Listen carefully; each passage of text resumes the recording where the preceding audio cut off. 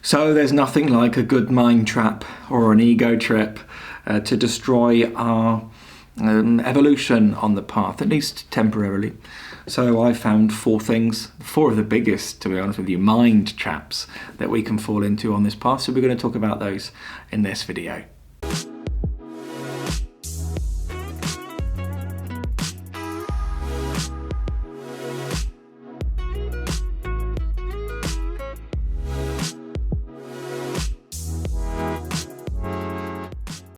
So what's a mind trap or an ego trap? Well, we might describe this perhaps as something that the mind does or says to create a distortion in your reality, making you believe that the mind is true when in fact it has no relevance to your existential existence. That feeling quality of existence that we talk about in yoga as dynamic stillness or presence or beingness. And before I dive into this first subject, I want to introduce you to many of the free offerings we have down below. We have free yoga, free breathing practice, which will enliven some of that prana and teach you a little bit about dynamic stillness or presence or beingness and how to get in contact with that. There's also a free Discord or Facebook community that you can join in with to talk with people about the things that you're going through, because we know it's hard to be able to share on this path, and there's a great community of people there as well. If you're wanting to take the next step on your journey and get engaged with some one-to-one coaching, you're more than welcome to. You can view some testimonials on my website, or you can just sign up straight away through the application form, which is free to fill out down below. Back to the video. The first big ego trap that we experience on our journey perhaps is focusing on what we've not got rather than what we have. I know in me, I can be greedy, and I can always be focused on these elements of life that I haven't quite attained yet. And maybe greedy was a harsh word, but we have this mindset, don't we, of like, oh, okay, well, I've got this, but what's next? Kind of thing, kind of missing the whole reality that's here. Remember, one day this body's going to die, isn't it? We're never going to get this time back. Each moment, therefore, is sacred. It's never going to be this moment ever again. If we see life in a linear time frame, it's never going to be right now again. It's never going to be right now again, and therefore there's this element of, well, perhaps I'm never going to get this moment back. So there's always something to be grateful for in this moment, right?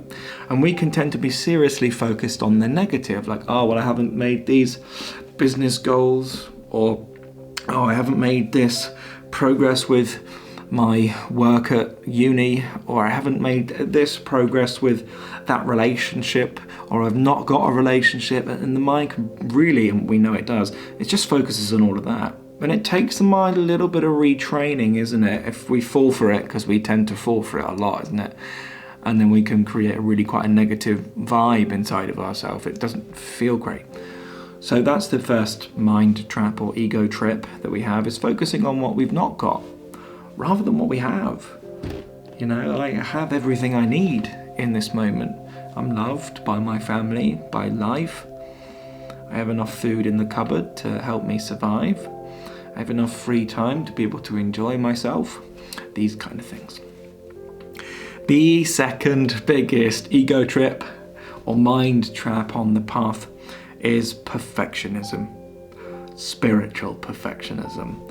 Creating this expectation in the mind that we must be a certain way in order to be spiritual. Completely false. You know, we are spirit. Our body is a manifestation of our spirit, and so good to take good care of it, right, as and when we can, but not to create such a puritanical view, oh, I must be this wonderfully pure spiritual being. We don't want that, isn't it? We might want that, and in time that will likely come about, but we just want to be doing more good things than bad things in this realm, isn't it? We don't want to be getting perfect things all the time, and in fact perfection doesn't exist.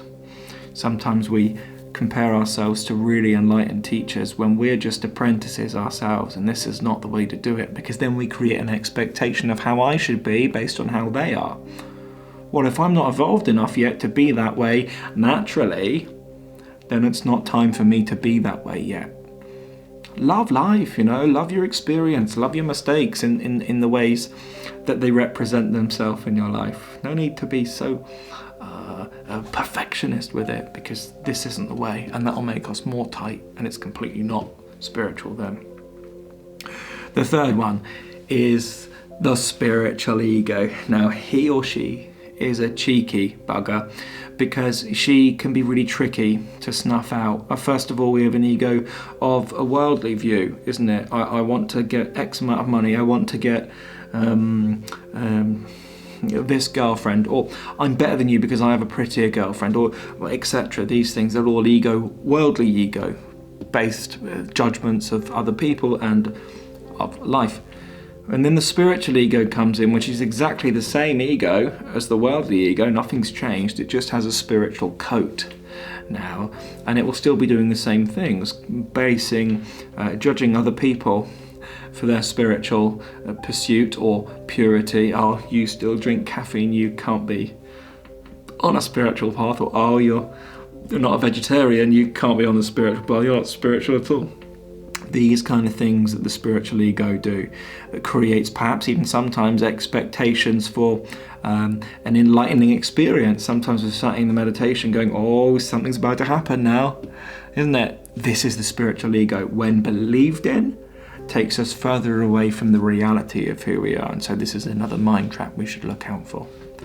The final one is comparison. We love comparison, don't we? And competition. And we love to see ourselves as better or as worse than somebody else. But in reality, you are not better or worse than anybody else. Regardless of how enlightened one person is, it doesn't mean they're any better than the other person. We're all exactly the same, we're all equal. But the ego loves to play this inferiority game, doesn't it? Or, in some people, it likes to play the superiority game. I've known both in me, and most must probably resonate with that. And to do that, to judge another person as inferior or as superior to us, which the mind does as we compare, I'm spiritually better than you. What does that even mean? We don't know, do we? There's no barometer for that. But as we do that, we then create separation between me and that person. And that's not truth at all. We're not separate, we're one and the same. We are that presence, incarnated, this non-physical energy, maybe semi-physical energy, who knows really, in this body. But certainly some element of non-physical awareness inside, and we're all that. And so there isn't really a need for comparison. Everybody's on their own journey. Perhaps there's a need for a little bit of compassion, isn't it? And not like we're going to try and be compassionate, because I've fallen guilty of that. That's actually another mind trap, so maybe we can make it 5. Trying to be compassionate or trying to be nice, because we don't need to do those. We're going to change the title of the video. 5 biggest ego traps. That's one. Being something that's inauthentic for me right now. Trying to be nice because I've got this spiritual identity that needs to be. I'm trying to be compassionate, trying to understand you completely, but it'll come off completely inauthentic and fake.